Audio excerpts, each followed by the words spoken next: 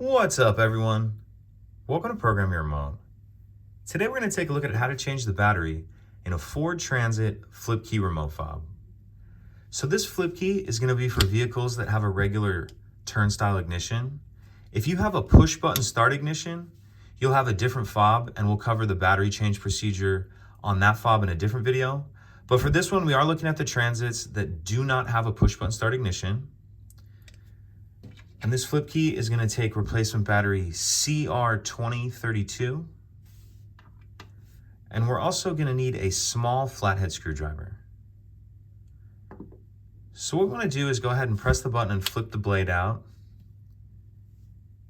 Then if we flip it over so the buttons are facing down, we'll see if the camera will pick it up. If we take a look right here, there's this little notch. Not sure if you can see that or not. What you want to do is get your small flathead screwdriver in that notch, and then we're just going to pry up like this. And as you do that, it's going to lift the back up. Then once we get the back off, we see our battery right here. Go ahead and get that out of there. Grab our new battery, and we want to make sure that we're installing that with the plus side up, like that. Snap the back on. And that's it. Pretty simple.